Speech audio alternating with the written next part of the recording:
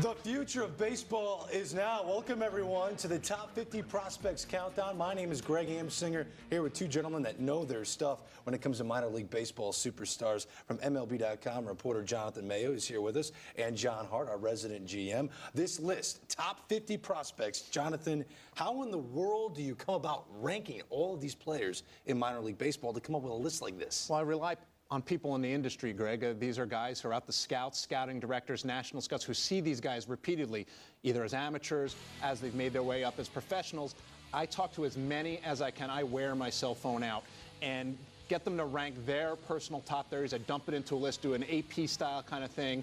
My only requisite is that they still have rookie status. A guy like Fernando Martinez, not going to be on the list because he lost his rookie status because of service time. So you won't see him there. Other than that, I leave it up to them. It can be upside. It could be tools. It could be closeness to the big leagues. It doesn't really matter. I leave that to them.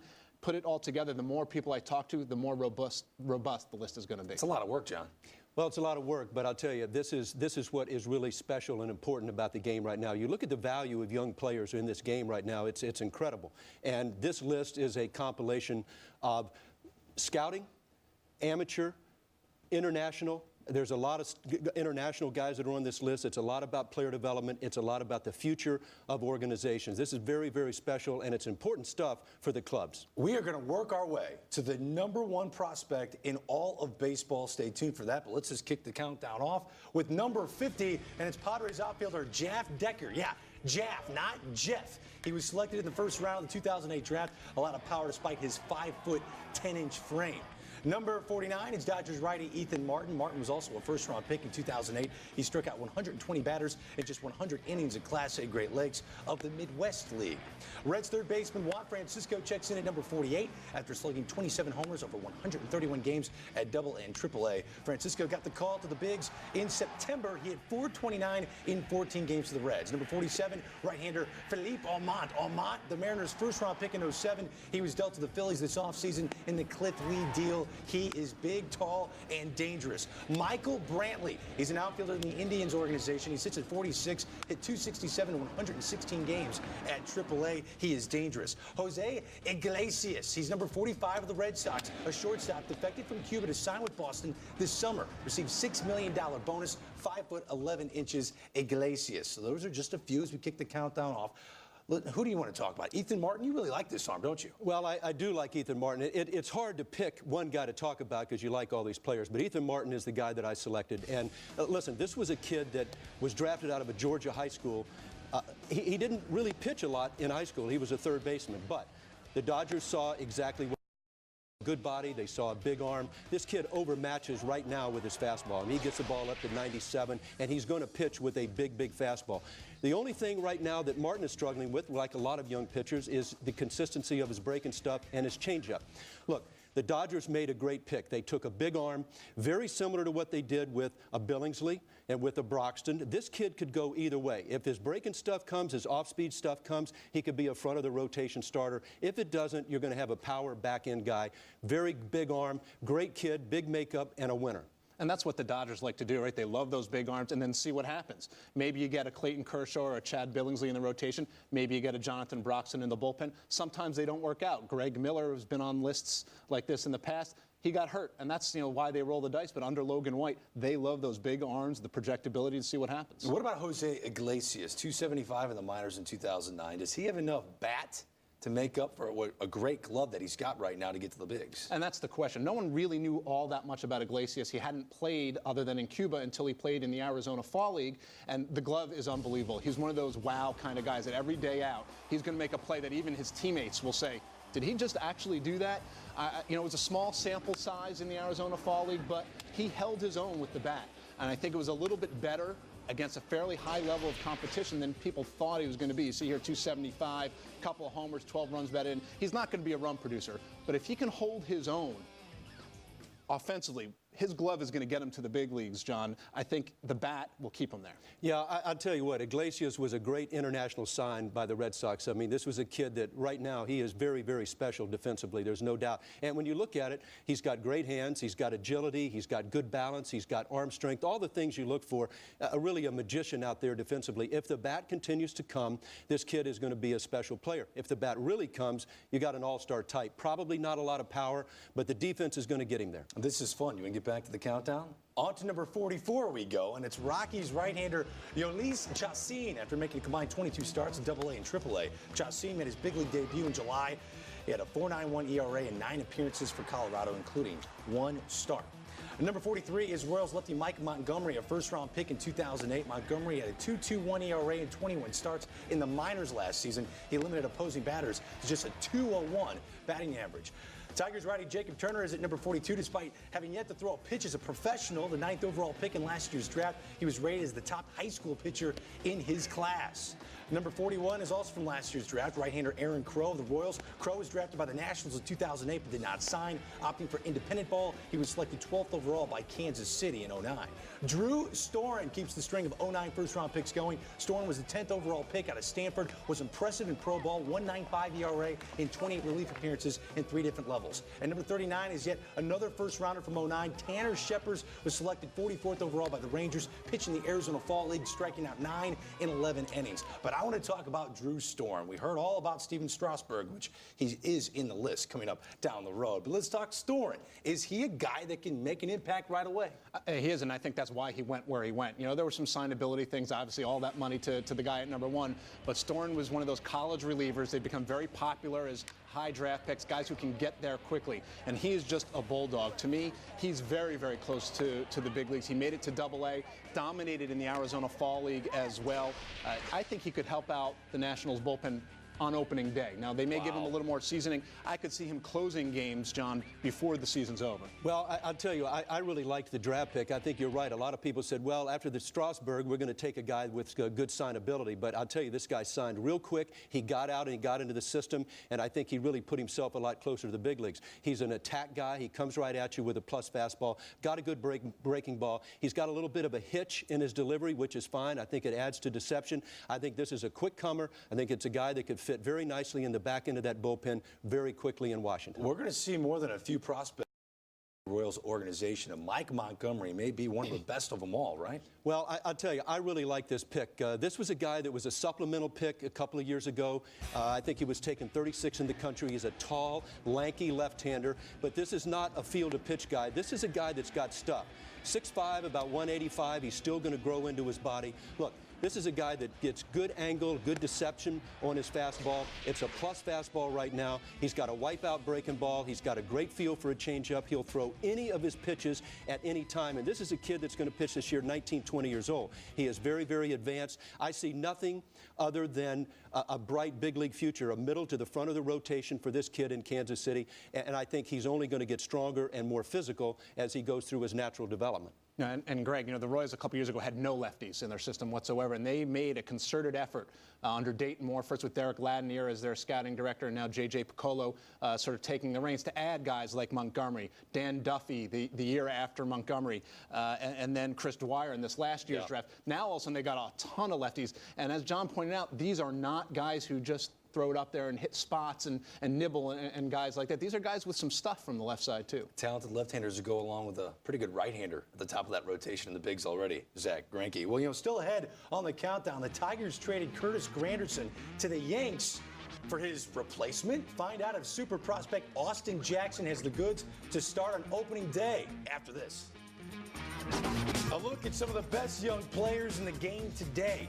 Any of these guys, the #1 prospect in all of baseball? It's time to continue our top 50 prospects countdown with number 38, Southfielder Austin Jackson, a former 8th-round pick by the Yankees in 05. Jackson was traded to the Tigers this offseason as part of the Curtis Granderson deal. He had 324 steals at AAA in 2009. A's first baseman Chris Carter is number 37. Carter at 329 with 28 homers, 115 RBIs in 138 games between Double and Triple-A last season. He was acquired from the D-backs as part of the Dan Herron trade in 07. Number 36, Dodgers shortstop D. Gordon. Gordon stole 73 bags in Class A in 2009, son of three-time All-Star reliever Tom Flash Gordon. The A's acquired number 35, Michael Taylor, this offseason as part of the 4-team deal that sent Roy Halladay to Philly. Taylor played 116 games in the Philly system last year, hit .320 with 20 home runs. Number 34 is Braves righty Julio Teheran. The 19-year-old Colombian, with some scouts calling him the best Latin American pitcher since Felix Hernandez. High praise. Royals catcher Will Myers comes in at number 33, selecting the third round of the 2009 draft. Myers busted out in rookie ball with a 369 batting average. Let's talk about Austin Jackson. A lot of people think he may be moved up to the Tigers sooner rather than later. What do you think? I think he's going to be their opening day center fielder. I think the Tigers felt that he was the guy when they traded for Granderson. He was the guy that they wanted, and deservedly so. Listen, this was a kid that really was going to go play basketball. He was an 8th rounder because he was committed to Georgia Tech. This kid stands out on a baseball field. He does it easy. He does it right. He's got a great makeup. I think he is ready to play up here now. His bat is solid average. I mean, I think right now he's going to hit. He stays inside the ball. Power, I think, is going to come. I think he's going to have solid average power. He can go get the ball in the outfield. He's got good instincts on the bases. He can run. He'll steal you a few bases. Look, right now the Tigers are thinking about leading him off. I'm not sure if he's a prototype leadoff hitter. I think he has a chance to do more damage somewhere else. But this is a special young kid and that does stand out on a baseball field, does it easy. The Tiger fans are really going to like Austin Jackson. Yeah, he's like a quieter version of Curtis Granderson. Don't look for the same kind of leadership on the field, I think, that Granderson had, but a lot of the same skill set. In fact, a lot of people said that Austin Jackson will be Curtis Granderson down the line. I think it's all going to come down to how much power he ends up having in the end, and there's some debate, and I agree with you. I don't really think he's a leadoff hitter, strikes out a little too much, doesn't walk enough, but Tigers fans are used to that in the leadoff spot, aren't they? Will Myers at number 33 on opening day, 19 years of age, will be his age, and he's at number 33, a catching prospect. How far away is he from seeing the field at Kauffman Stadium? He's probably a ways away, and honestly, it's not because of the bat. He's the kind of high school bat I think that could get there pretty quickly, but he hasn't caught that much. You know, here he's playing third base, he's playing the middle infield. That's what he did in high school, but the bat is his calling card, and that's what will get him to the big leagues. And really, wherever he plays defensively, that bat is going to play. He's got power. He's got a good idea at the plate, especially for a young kid. And you can see from his debut, he really was not afraid of making that leap to pro ball and wood bats. He's going to hit. There's no question about that, and that's why he was as high as he was on this list, despite being a high school kid. Whether or not he can catch full-time, that remains to be seen. He's got a ways to go, but he's got a lot of tools behind the plate that will work for him. Well, Jonathan, I think you hit this kid right on the head, and I think a lot in the draft, it was people were unsure what they were going to do with this kid, and I think the Royals putting him behind the plate, they drafted him to put him behind the plate was the right thing to do. And I think, as we all know, catching takes a little bit of time to get the feel for it. Listen, there's no question about this kid's bat. I think that's going to play. I think that's going to be, you know, as you said, his calling card. If the defense comes, you've got to have a chance. You're going to have a chance to have an all-star type catcher behind the plate. Very athletic with a good bat. Will Myers comes in at number 33. Back to the countdown we go. Number 32, another Royal. Third baseman Mike Moustakas, the second overall pick in the 2007 draft out of high school. Moustakas hit just .250 last season, but did hit 16 home runs with 86 RBIs. Number 31 is the Astros' first-round pick in 2008. Catcher Jason Castro. Last season, Castro hit .309 in 56 games in Single-A. He was promoted to Double-A, and there he hit .293 in 63 games. Reds first baseman Yonder Alonso is our number 30 prospect. The University of Miami product was 7th overall pick in the 2008 draft. He is limited to 84 games last season due to a broken bone in his hand. Number 29, Twins outfielder Aaron Hicks, another first-round pick in 08. Number 14 overall hitter, but just .251 batting average in 67 games of Single-A last season. Red Sox righty Casey Kelly is at 28. He spent half last season shortstop and will pitch full-time in 2010. He was also offered a scholarship to play quarterback at Tennessee. And number 27, another Red Sox outfielder, Ryan Westmoreland. A broken collarbone limited him to 60 games last season, but he had .296 with 19 stolen bases in Single-A. So a couple of Red Sox prospects back-to-back, Kelly and Westmoreland. What do you make of the two of them? Well, I think the pair of them put together is sort of indicative of what the Red Sox have been trying to do with their drafts. They've been taking a lot more risks, not going that college-heavy route, taking high school guys, paying over slot for both of them. Starting with Kelly, this was a guy who was a tremendous athlete, two-way player, two-sport player, could have gone and been a quarterback at University of Tennessee.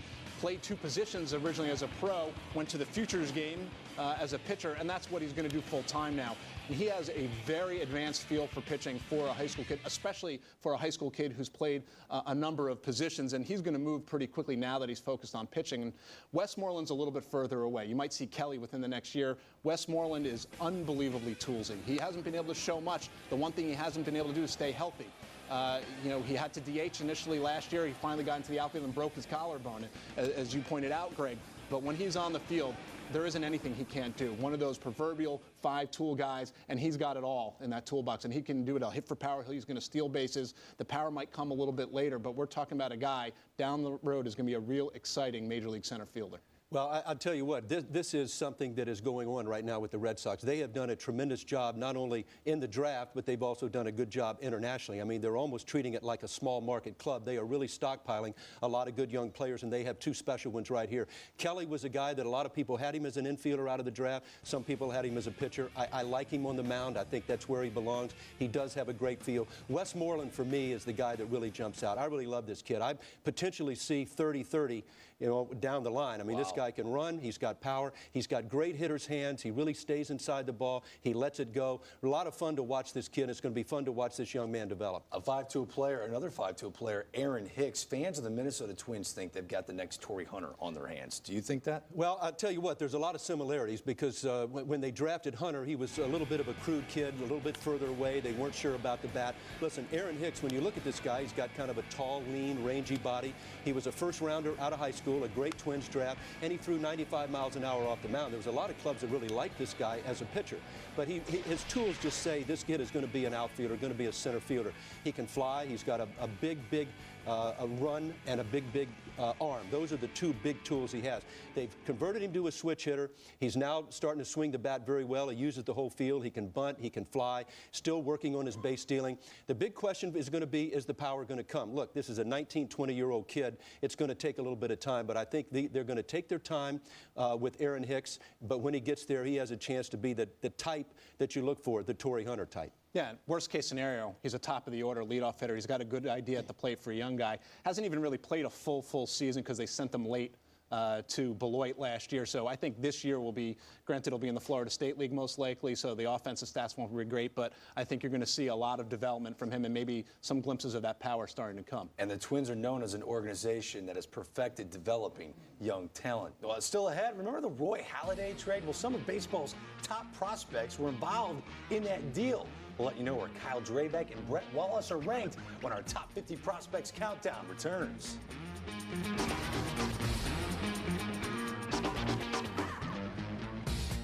Tonight we celebrate the greatest players of the game. It's the one game that puts all the best players on one field. You're all all-stars, and I think you should appreciate that. Now, relive the greatest moments of the Midsummer Classic. MLB Network's All-Star Game highlights, where the best take on the best. I hope the best team wins. All-Star Game highlights, 1960.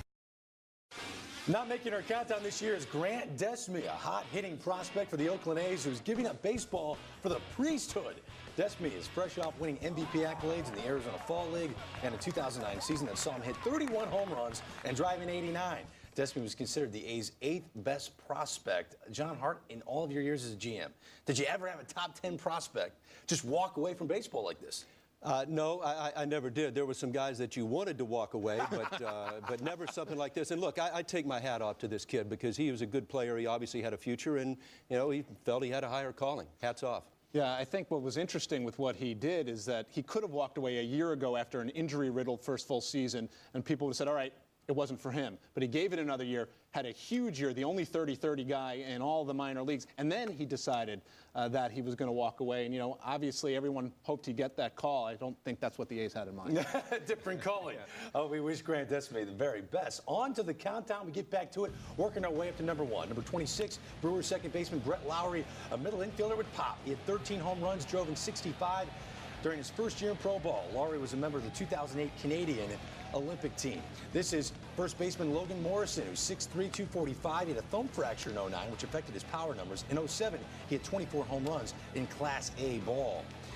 The number 1 overall pick in 2008 is number 24 in our countdown. Tim Beckham, the shortstop drafted out of high school, had a strong 09 campaign in single A, hit 275 with 5 home runs, 63 RBIs in 125 games. Left-hander Christian Friedrich sits at number 23. Last year, he put up a 2.41 ERA in 22 starts. He's a former 2008 first-round pick who was a strikeout machine. Number 22 is shortstop Starlin Castro from the Cubs organization. He's got a slim build, just 6'1", 160, but he can swing the bat. He hit 299, 56 runs, 28 stolen bases. Coming in at number 21, right-hander Jared Parker. Losing record in 20 starts last year, but still showed his electric stuff, which projects him as a frontline starter for the Diamondbacks. Let's get back to Tim Beckham. It's tough being the number 1 overall pick. Was there too much pressure put on him, and where is he right now, you think? I think there was a little bit too much pressure put on him, Greg. Obviously, when you're the guy, everyone's expecting huge things right off the bat.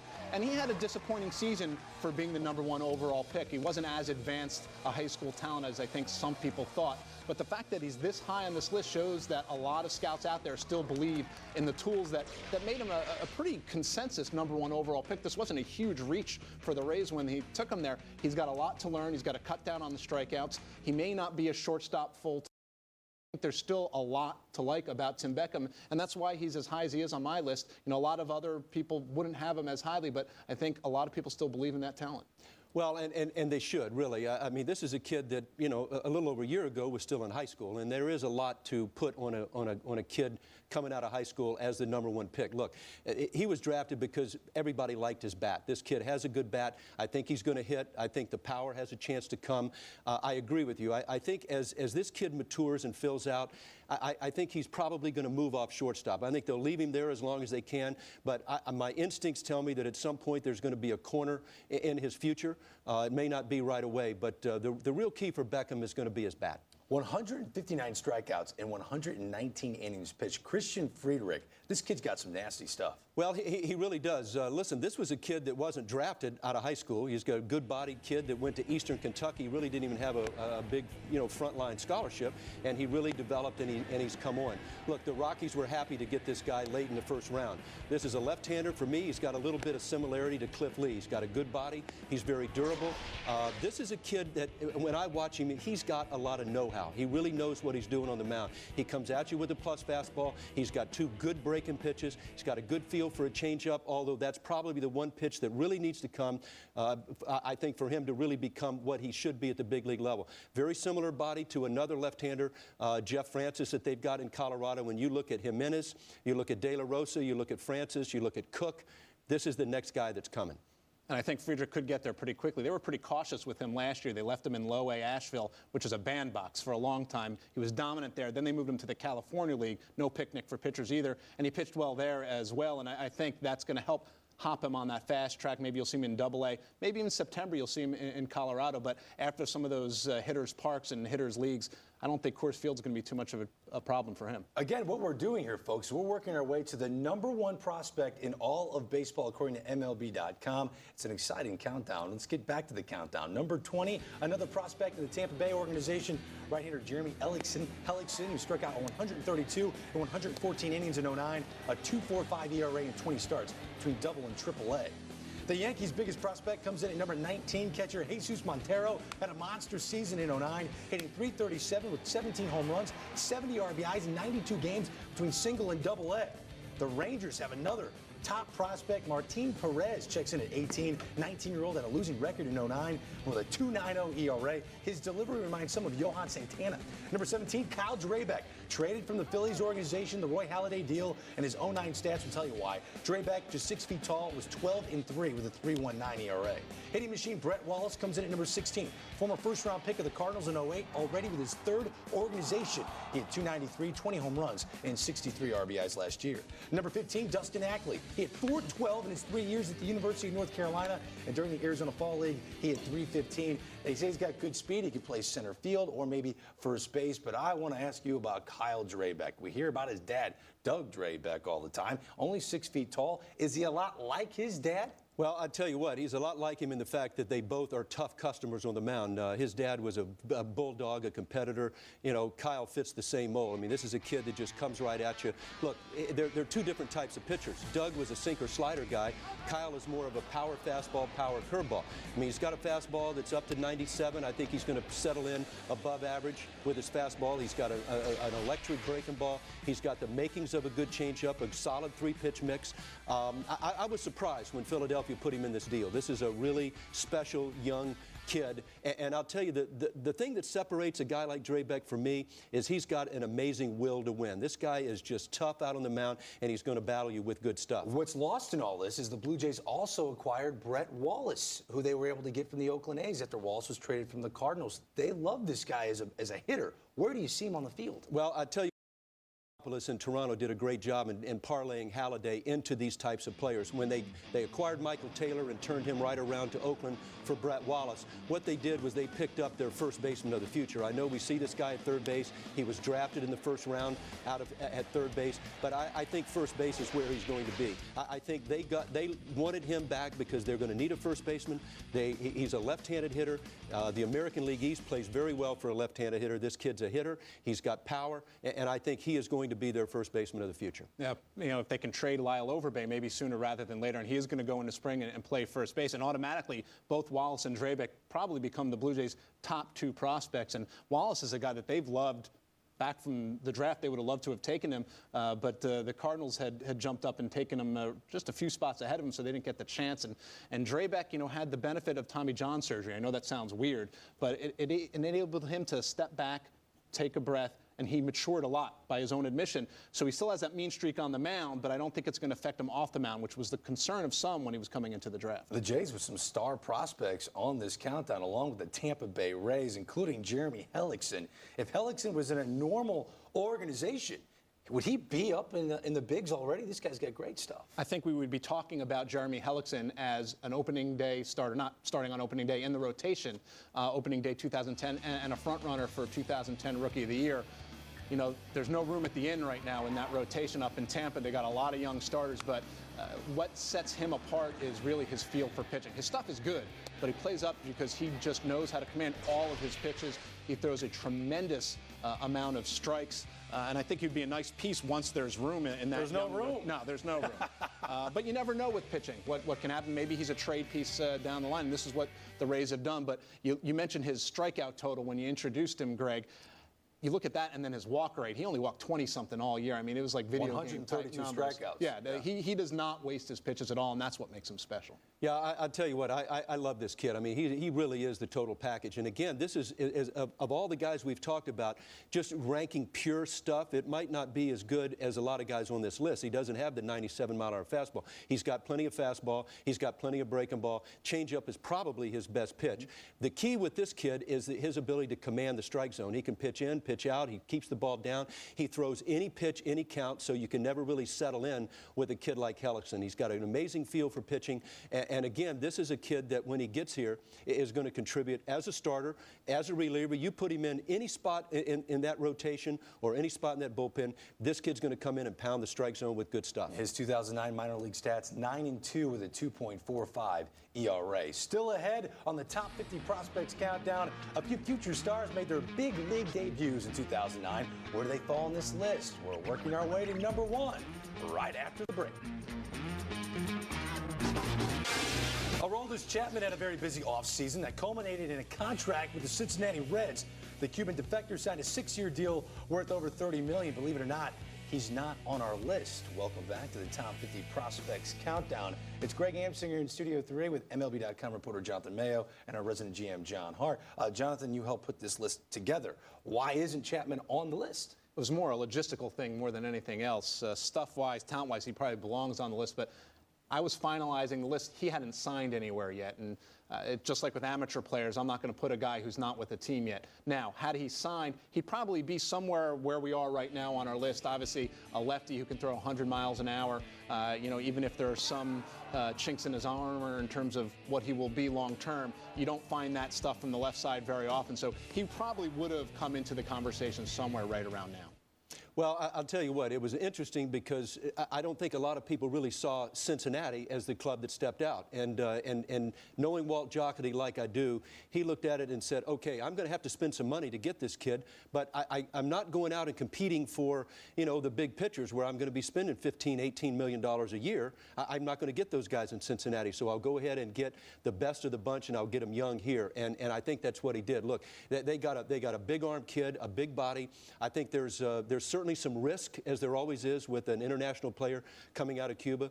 There's been a little bit of question as to whether this guy's a starter or whether he's a reliever. Guess what? He throws 100 miles an hour, get him in the development program, let him go. This kid's got a chance to be real special. Big stuff. Let's recap this. Aroldis Chapman not in the list because of when he signed, but you're saying that if he would have signed in time, he wouldn't be a top 10 prospect. He'd be in the number 15, top 15 range. Yeah, I think so. I mean, he hasn't thrown a pitch yet professionally. There was enough concern about where he's going to play out, starter versus reliever, things like that, that I think it would knock him down a little bit, but he wouldn't go down too far because of that 100-mile-an-hour fastball. Plenty of talent left on the countdown. Just 14 prospects left working their way to number 1. Number 14 is Dominic Brown, former 20th round pick of the Phillies in '06. This left-handed hitting outfielder played at 3 levels last season, finishing up in Double-A despite missing 5 weeks with a broken finger.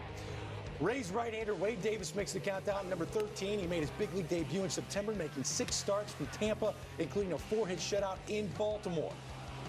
Number 12, Brewers shortstop Alcides Escobar made it to the majors in August, making J.J. Hardy expendable. Escobar hit .304 in 38 games in Milwaukee, had 42 stolen bases in 109 games in AAA. Indians catcher Carlos Santana, number 11, acquired from the Dodgers in the Casey Blake trade. Santana had 23 home runs, with 97 RBIs in 130 games in AA last season. Number 10, Giants lefty Madison Bumgarner. Bumgarner dominated the minors last year, going 12-2 with a 1.85 ERA, despite between single and AA. 20 years old, made his big league debut in September. Number 9, Justin Smoke. The Rangers switch-hitting first baseman, hit .328 in 50 games in AA last year. This guy is everything people want to talk about at the moment. Let's talk about a young man that we saw last year, Wade, with the Rays. Here's another pitcher that people can't wait to see, but they got so many of them. Well, I tell you what, and they're going to see him again. This guy is going to be in their rotation, Greg. About it. He made his debut last year. Here's what I like about this kid. Number 1, he's got a great body. He's built for innings. He's a workhorse kind of guy. 6'4", 220, big, strong, kid with a good arm. And the other thing I like about it is that this was a high school draft, and the Rays have taken their time with Wade Davis. He's gone level to level. He's developed himself as he's gone along. And I'll tell you, they're not rushing this kid up there. He's going to come up at 24. He's thrown a lot of innings in the minor leagues. He's ready to come. This kid has got plenty of arm. He's got enough fastball. He's got a real nice breaking ball. It's a 4-pitch mix guy, good changeup. This guy's got a good feel. He's got a big-time makeup. I think he's a winner. Probably profiles as a middle of the rotation, workhorse that's going to pitch him a lot of innings for a lot of years. And the kind of guy you probably want on the mound in a big situation. He's not going to shy away from it. He wasn't a big bonus baby. Things weren't handed to him. He had to earn his way up the ladder, especially in that deep system. And you look at what he did, John, at the end of last year, and he was up at around 195 innings by the end of the season, which was by far and away the most he'd ever thrown, and he had plenty left in the tank down the stretch for Tampa. Justin Smoke is a guy that, if you haven't seen him play, he can swing the bat. A decorated college baseball player. Here he's in the minors, puts up great numbers. Is there a comparison that you can give to Justin Smoke? I think the obvious one is Mark Teixeira. I've also heard Justin Morneau, but a switch hitter. He's got power from both sides of the plate. He's got maybe among the best plate discipline in all the minor leagues. He does not hurt himself by swinging at bad pitches.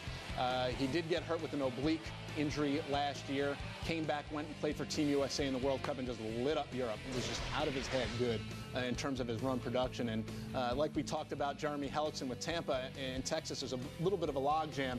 In another organization, this guy is in the opening day lineup, maybe even in the middle of the lineup right away, but there's no room in Texas right now. So he'll probably go down to AAA Oklahoma City and wait to see what's going to happen in terms of finding a spot for his bat. And it's going to be an interesting decision for the Rangers to make when he's hitting 350 after a couple How do you months. make room, John Hart? You have a great relationship with the Rangers. We know that. Listen, I don't think it's the worst thing in the world if he has to sit down there for a period of time, because I think it's all about development. Look, Justin Smoke is an advanced hitter. I mean, this guy has power from both sides. He does have the great patience and the good eye, which I think is a plus. I think there's for me, there's a lot of comparisons with a Lance Berkman kind of a player. But I think at the end of it, this is a kid that is going to work his way in. And you hate to say at some point he could be a DH. The Rangers have Chris Davis there. This guy's a real good defender. And if he continues to develop, Smoke might end up finding his way in there as a DH for the Rangers as he goes along. Very special young bat, very advanced college bat coming out. Madison Bumgarner came up, pitched for the Giants in the bigs. His ERA was ridiculous, a 1.80 ERA, which made a lot of people in the organization say, put him in the rotation. Opening day, why not? Is that where he belongs? Well, I think he's going to compete for the 5th spot. And really, this is a kid that's just a couple of years out of high school. I mean, he was the 10th player in the country as a special kid. You look at this body, he's a 6'4", 6'5", 230. He's got a, he's already fully developed physically. He's got a little bit of a across his body delivery, which I think helps his deception. Listen, this was a kid when he came out his first year, he just absolutely dominated, and he dominated with stuff. I think as he went in this year, his fastball backed up a little bit, and I think there was some concerns. He went from throwing 94, 96 down to 90, 92. He kind of hung in that area, which is still plenty good enough, but it was he got moved a lot. I think there was a lot of workload that was put on this kid, but he's got the stuff, he's got the deception. His breaking ball and changeup have both come. For me, this is a left-hander that's going to fit right in at some point soon behind Lincecum, Kane, and you're going to look at Bumgarner. He's got that kind of stuff. Absolutely. I think the drop in velocity is why he dropped out of the top 10. He was pretty high up on my list a year ago. Not that this is a bad spot to be in if you're a prospect, but I think one of the things he did is even without that plus fastball, he went up to the big leagues and didn't even blink. I mean, he stepped right in, filled in for Tim Lincecum, for Pete's sake, and really more than held his own and helped keep the Giants in that race for a little bit longer. And I think, they didn't about his competitiveness, but I think they felt that he's now ready to, at the very least, compete for that big league rotation spot, despite how young he is, because of how he responded to that challenge. When you hit 290 with 23 home runs and 97 RBIs in Double-A, and you're a catcher, chances are you're going to see the bigs pretty soon. Carlos Santana may have forced the Indians to trade away Victor Martinez. Are we going to see Santana with the Tribe in 2010? I think maybe at some point. The bat is almost ready, and granted, he was only in Double-A last year. This is a guy that probably was under the radar. People didn't know who he was when he came over in that Casey Blake trade, and all he's done is hit at every level. He was one of the best hitters in the minors at the time of that trade, and just kept on hitting even though he wasn't in the California League anymore, and he's just a special bat. Catching-wise, I think he's going to be okay. I don't know that he's ever going to win a Gold Glove, but he's got the tools behind the plate. He's got a good arm, and the bat is going to get him to the big league soon. You talk about Victor Martinez. The comparisons are inevitable because of where he plays, and I don't think they're that far off. And I think when all's said and done, Carlos Santana might be a better all-around catcher than Victor Martinez. Wow. Yeah, I think you're right on the money. I think this one sort of slipped under the radar when they made the Casey Blake trade and brought back Carlos Santana. Listen, this is a kid that's a switch hitter that can hit. He can hit right now, and I think he's going to hit tomorrow. I think he's going to hit next week and next year. This guy is a special bat from both sides of the plate, and I think the big question is going to be, when is he going to be ready defensively? And I think he does have, he's got soft hands, he's got arm strength. I think there's still a little bit of development that needs to be done with him defensively. I think he has a bigger skill set defensively than does Victor Martinez. For me, if the catching continues to develop, this guy's an all-star, absolutely no question, because of his bat and the fact that his makeup is good. This is a kid that is learning English on his own. He's out there trying to make sure that he is going to be a special part of that Indian future. Only 8 prospects left. This show has flown by. We're working our way to the best prospect in all of baseball, and when the countdown continues, the Rays are known for speed in the outfield. Crawford, Upton, and now Jennings? Find out why Desmond Jennings may force BJ to move to right field. That's next. 42 prospects down, just 8 more to go. Which one of these faces will be the #1 overall prospect? Back to our countdown. Number 8, Pedro Alvarez, the big bat for the Pittsburgh Pirates. He's big and strong. His 09 stats prove it. 288 average, 27 home runs, 95 RBIs. Neftali Feliz, the Rangers, is number 7. His big league numbers were ridiculous. 1-0, 1.74 ERA, 39 Ks and 30 innings of work with the Rangers. He's just 21 years of age. Velocity to speed. Number 6 is Desmond Jennings of the Rays. In 09, he had 318, 92 runs, 11 homers, 52 stolen bases, which is why so many scouts compare him to B.J. Upton. 23-year-old lefty Brian Mattis got a cup of coffee with the O's last season, and boy, did he hold his own. 8 starts, 5-2 record, 4.63 ERA. He was 11-2 with a 1.91 in the minors. Number 4, super athlete Buster Posey, the Giants. His minor league numbers in 09 were impressive: 325, 18 home runs, 80 RBIs. But Neftali Feliz, I mean, I don't know how he's not one of the top 3 prospects. When you saw what he did in the bigs, he was a man among boys. Well, listen, I think everybody looks at Neftali Feliz and realizes what you have. The big question is going to be, where's he going to pitch? Is he going to start or is he going to relieve? Look, this is a guy that has easy 100-mile-an-hour stuff. I mean, he's going to pitch in the upper 90s, and he's going to do it with a very easy, effortless delivery. He doesn't have to labor. It's not an out-of-control delivery. The big question right now with Feliz, or the thing that he has to develop still, is his consistency with his breaking stuff and his changeup. He gets under his breaking ball at times and flattens it out a little bit. His changeup is still a little bit of work in progress. I think with a lot of clubs, they might say, we'll go ahead and put this kid in the rotation. He's ready. We'll let him develop at the big league level. I think the Rangers are going to give him a chance to make the rotation this year. But I know that Ronnie Washington and a lot of those people over there say, look, this kid helps us immensely in the bullpen. He can go multiple innings. He can stop it in the 7th and 8th inning. The Rangers, with a chance to win, they may go one more year in the bullpen with this young man before they decide to get him back into the rotation. Look, he can close or he can be a front of the rotation starter. Pretty good issue to have right here. And I know some people will say, John, oh, well, developmentally, you don't want him to relieve and then start him. And I don't think they're going to jerk him around and move him back and forth. This isn't going to be Jabba Chamberlain. I think the Rangers will do a better job with him. And he can throw some high-octane innings. We're talking a guy who could give you 90, 100 innings, sort of like Pedro Martinez did when he first started with the Dodgers. And then it's not that bad of a transition to upping his workload if those secondary pitches come along, like you said. Fans of the Pittsburgh Pirates, Jonathan, are saying vote for Pedro. They want Alvarez as their third baseman right now in 2010. And why not? The guy has produced at every level. Will he see the field in the bigs in 2010? I think he probably will. He's going to hit his way to the big leagues, Greg, without question. I don't think you're going to see him on opening day. There are a host of reasons for that. Some of it is because he really hasn't played above Double-A yet. Some of it is going to be financial, like they did with the Super 2 cases of guys like Matt Wieters and Evan Longoria. But he's going to be there sooner than later. And this guy is a special bat. Started slow, had a big target on his back, painted some of it himself with some of the acrimony that went with his negotiations coming out of the draft. But he really came on strong second half of the year, hit a bunch of homers for Team USA as well. That right field porch at PNC Park is going to be perfect for him once he gets there. Yeah, and I'll tell you what, the Pirates took him second in the country, and they got this one right. I think this was a good pick. Yep. This was the right guy for them to take. Look, right now, this is a young man that his power is probably as good as anybody in baseball. I mean, just his basic raw power. You watch this guy in batting practice, people come back just going, man, there is no question he has it. I think the hit ability is there. I think it's going to come. I think he could use a few more at-bats. I think the big question is going to be, where are they going to play him? Is they going to play him at third base? They're going to play him at first base. And I think it's up to him to let the Pirates know. I think he needs to come into camp in better shape. I think he needs to work a little harder at maintaining his body. If not, he'll go across to first base and he'll be a big offensive player. Very special bat.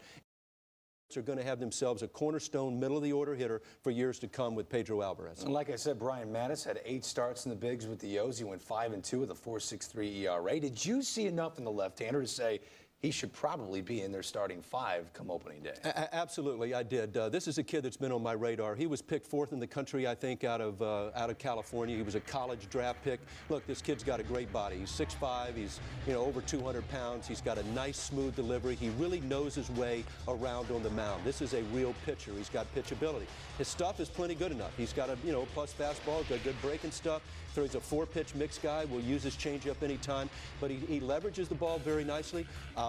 And I think when you look at what Baltimore is doing, they got this kid A-ball, Double-A, Triple-A, bang. They got him some starts in the big leagues with the idea that they were going to have him in their rotation this year. And you look at that Baltimore staff, they've got a lot of young players, a lot of young pitchers that are starting to come.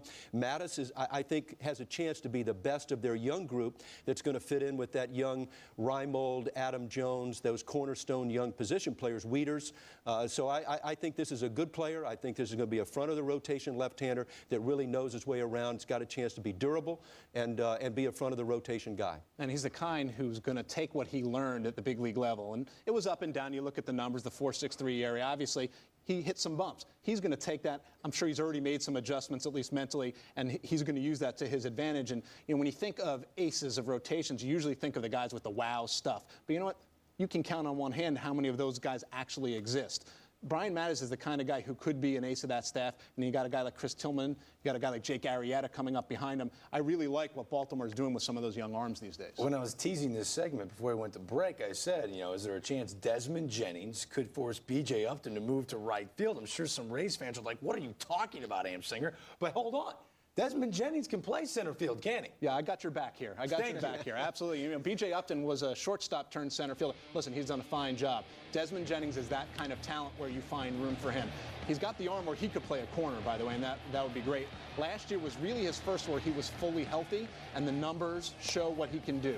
He'll hit for average. He'll steal bases. He gets on base. He's going to be a great leadoff hitter. He's one of the more exciting guys on this list, the kind that you would spend the money to go watch him play, both offensively and defensively. And I love the idea of seeing Carl Crawford in left, Desmond Jennings in center, Wow. Desmond Jennings in center, and B.J. Upton over in right field. And I can tell you, you're never going to see a ball hit the turf in the gap there. Yeah, I tell you what, this guy, everything you've talked about, you use the word toolbox. This guy has all the tools that you want. He just reaches in and pulls them out. I really like him in center field, too. This guy gets great jumps on the ball. He's got closing speed, and he plays a real good fundamental outfield. This isn't a guy that, shirks it. I mean, he gets under fly balls. He's got plenty of arm.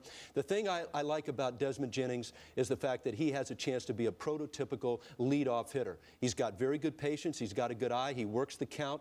And it's hard to find that guy, that center field leadoff hitter that's going to steal bases and be prototypical. This is the kind of guy you look for in Desmond Jennings. With some pop, too. 11 home runs, yes, absolutely. 132 games, and his highlight reel is fun to watch. Remember that name, Desmond Jennings. Write it down. Coming up on the Top 50 Prospects Countdown, we're down to the final 3. We haven't mentioned this guy yet, Steven Strasburg. Is he number 1? Maybe. You may be surprised. Find out next. We're down to our final 3 in our Top 50 Prospects Countdown. Number 3, Jonathan Mayo, you go ahead and do the honors. Thanks very much, Greg. We're going to go with Florida Marlins toolsy outfielder Mike Stanton in the number 3 spot. And when you talk about Mike Stanton, you have to talk about his power first and foremost. He might have as much, if not more, raw power than anyone in the minor leagues. What sets him apart, though, is that he's taken that raw power and translated it into performance already. He's been among the minor league leaders in home runs the last couple of years, made it to Double-A as a teenager. He's not just power, though. He's going to strike out, but you know what? You get 40 homers and 100-plus RBIs every year. You live with the strikeouts. He can run. He can play the outfield. He's going to be a prototypical right fielder. If you want to dream on projection, we're talking Dave Winfield. We're talking Dave Parker. Wow. We're talking prototypical right fielder who can do just about everything on the baseball field. Well, I think you're right, and I think kudos to Mike Stanton, but also kudos to the Florida Marlins. They took this guy in the second round as a somewhat of a projection player, and he really has hit the mark. And I think the Marlins have moved him quickly. I think all of the things that you're saying, look, he's going to play right field. He's going to have plus arm, and he's going to have big power. Special player. Top 3 has a very NL East theme. Go ahead, John Hart, give us number 2. Well, I tell you, we've all heard about Steven Strasburg, and I think we're going to see the unveiling this year. Look, this is a special player. We've all heard about it in the draft. I've talked to scouts that have been in this game a long time. They said this is the best player I've ever scouted. And it starts with his body. He's got the big prototype body, 6'5", 220. He's going to come right at you. He's got a clean delivery, plus fastball, outstanding breaking ball, feel for a changeup, throws strikes, great competitor. And look, what it's going to come down to, the Nationals are going to have to make a decision here. How fast do we go with him? My instincts tell me they're going to slow him down, let him get fully developed. He's going to take some lumps, see how he reacts. Look, very special guy, future Cy Young. And this is a guy who, the one small knock coming out of the draft is that he didn't have a changeup. So he goes out to the Arizona Fall League and throws a plus changeup, according to some scouts. I mean, that's almost unfair considering his other stuff. It would be a big mistake for the Nationals to rush him. Let him pitch his way up. He'll get there just based on his ability. So many fans at home are sitting there going, is this a big mistake that Steven Strasburg is not number 1 on the Prospects Countdown? If not Strasburg, who is number 1? Well, I think it only leaves one guy, and that, of course, is Jason Hayward, this unbelievably talented outfielder, Georgia product for the Atlanta Braves. they love drafting in their own backyard, and they really hit it right on the head with Hayward. He can do it all. In some ways more advanced than a Mike Stanton. And boy, it's going to be exciting in the National League East to watch these two guys play right field. And he can do everything. He can make catches like that. He can throw. He can hit for power. He can hit for average. And he can run. He's also the type who's the first to the ballpark beginning of the game, last to leave. The work ethic is going to make those special tools play even higher if that's possible. Atlanta doesn't get beat in their backyard, and they certainly didn't get beat on this kid, because this kid has got it all. He is what they look like. When you go out and you say, Major Leaguer, that's what they look like. I mean, this kid's going to swing the bat. He's got power. I think he's going to play in their outfield this year. I think he's going to make an impact right away.